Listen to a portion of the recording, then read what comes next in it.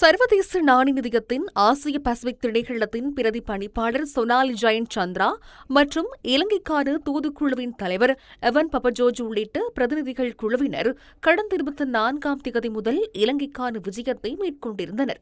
இதன்போது அவர்கள் ஜனாதிபதி, பிரதமர் மற்றும் மத்திய வங்கி ஆளுநர் உள்ளிட்ட அரசாங்கத்தின் பிரதிநிதிகள் சிலரை சந்தித்ததுடன் தனியார் துறை, சிவில் அமைப்புகள் மற்றும் அபிவிருத்தி பங்காளர்களின் பிரதிநிதிகளையும் சந்தித்தனர். இன்று முற்பகல் ஜனாதிபதியை சந்தித்த போது இலங்கையின் மீளெழுச்சி திறனை சர்வதேச நாணய நிதிய பிரதிநிதிகள் பாராட்டியுள்ளனர். ஜனாதிபதியின் சீர்திருத்த வேலை திட்டத்திற்கு ஆதரவளிப்பதை மீண்டும் உறுதிப்படுத்திய பிரதிநிதிகள் குழு எரிசக்தி நெருக்கடிக்கு மத்தியில் காட்டப்பட்ட தொலைநோக்கு பதில் நடவடிக்கை சிறந்த பொருளாதார கொள்கைக்கான அரசாங்கத்தின் அர்ப்பணிப்பை காட்டுவதாக வலியுறுத்தியுள்ளனர்.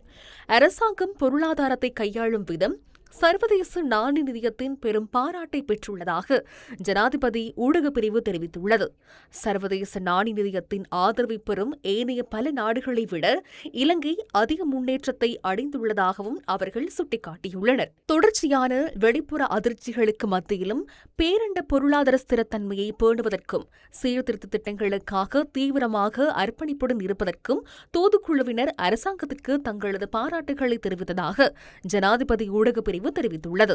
பொருளாதாரத்தை மீட்டெடுப்பதற்காக அரசாங்கம் மேற்கொள்ளும் அடுத்த கட்ட நடவடிக்கைகளுக்கு தங்களது தொடர்ச்சியான ஆதரவை வழங்குவதாக சர்வதேச நாணய நிதியத்தின் தூதுக்குழுவினர் உறுதியளித்துள்ளனர். எதிர்வரும் செப்டம்பர் மாதம் நடைபெறவுள்ள நீடிக்கப்பட்ட நிதி வசதி திட்டத்தின் 7வது மீளாய்வின் போது இலங்கையின் திட்ட செயற்பாடுகள் உத்தியோகபூர்வமாக மதிப்பீடு செய்யப்படும் என்றும் தூதுக்குழுவினர் ஜனாதிபதி அனுரகுமார திசாநாயக்கவிடம் தெரிவித்துள்ளனர். இத்திட்டத்தின் கீழ் இலங்கை பூர்த்தி செய்ய வேண்டிய ஏனைய பொறுப்புகள் இந்த மீளாய்வுக்கு முன்னர் பூர்த்தி செய்யப்படும் என எதிர்பார்க்கப்படுவதுடன் தற்போதுள்ள வெளிப்புற சவால்களை வெற்றிக் கொள்வதற்கும் நிதி மற்றும் வெளிப்புற ஸ்திரத்தன்மையை பாதுகாப்பதற்கும் மீளெழுச்சி திறனை வலுப்படுத்துவதற்கும் நீடித்த மற்றும் அனைவரையும் உள்ளடக்கிய பொருளாதார வளர்ச்சியை உறுதி செய்வதற்கும் சீர்திருத்த செயல்முறையின் வேகத்தை தொடர்ந்து பேணுவது இன்றியமையாதது என சர்வதேச நாணய நிதியத்தின் பிரதிநிதிகள் தெரிவித்துள்ளனர். பொருளாதார ஸ்திரத்தன்மைக்கு முன்னுரிமை அளிக்கப்படும் அதே வேளையில் பொருளாதார மீழ்ச்சியின் பலன்கள் நேரடியாக மக்களை சென்றடைவதற்கு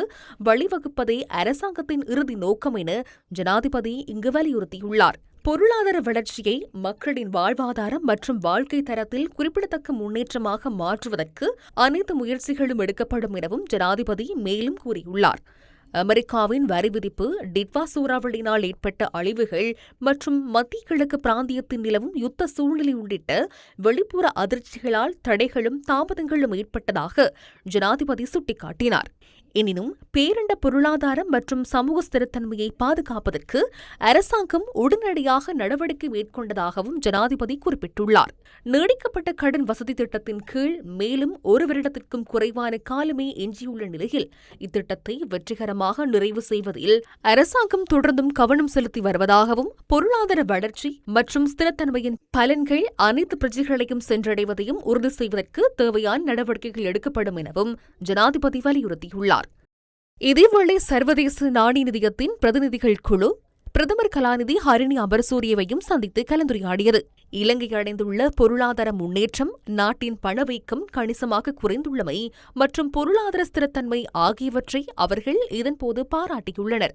உலகளாவிய பொருளாதார நிச்சயமற்ற தன்மைகளால் எழும் சவால்களை எதிர்கொள்ள இலங்கைக்கு ஆதரவளிக்க தயாராக இருப்பதாக சர்வதேச நாணய நிதிய பிரதிநிதிகள் பிரதமரிடம் தெரிவித்துள்ளனர்.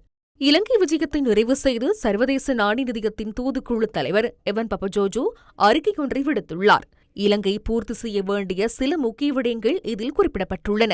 வரி இணக்கத்தன்மையை மேம்படுத்துதல், வரி பரப்பை விரிவுபடுத்துதல் மற்றும் செலவின பற்றாக்குறைகள் மீண்டும் ஏற்படுவதை தடுத்தல் உள்ளிட்ட பொது நிதி நிர்வாகத்தை வலுப்படுத்தும் முயற்சிகளை தொடர்ந்து முன்னெடுத்தல், சூறாவளிக்கு பின்னரான மீட்பு மற்றும் மறுசீரமைப்பு பணிகளை திறம்பட மேற்கொள்வதற்காக செலவினங்களை ஈடு செய்வதில் உள்ள தடைகளை நீக்குதல், நிதி அபாயங்களை குறைப்பதற்காக பொதுத்துறை நிறுவனங்களின் சீர்திருத்தங்களை விரைவுபடுத்துதல் மற்றும் செலவுகளை ஈடு செய்யக்கூடிய எரிசக்தி விலை நிர்ணய முறையை பேணுதல், பாதிக்கப்படக்கூடிய குடும்பங்களை பாதுகாப்பதற்காக சமூக பாதுகாப்பு வலையமைப்புகளை முறையாக இலக்கு வைத்தல் மற்றும் அவற்றின் உள்ளடக்கத்தை விரிவுபடுத்துவதற்கு முன்னுரிமை அளித்தல், கடன் மறுசீரமைப்பு இறுதிக்கட்டத்தை எட்டியுள்ள நிலையில் விவேகமான கடன் முகாமைத்துவ நடைமுறைகளை ஊக்குவித்தல், உள்நாட்டு கடன் சந்தையை விரிவுபடுத்துதல் மற்றும் இலங்கை மீண்டும் சர்வதேச மூலதன சந்தையை அணுகுவதற்கு ஆதரவளிப்பதற்காக பொதுக்கடன் முகாமைத்துவ அலுவலகத்தின் திறன் மேம்பாட்டு செயற்பாடுகளை விரைவுபடுத்துதல்,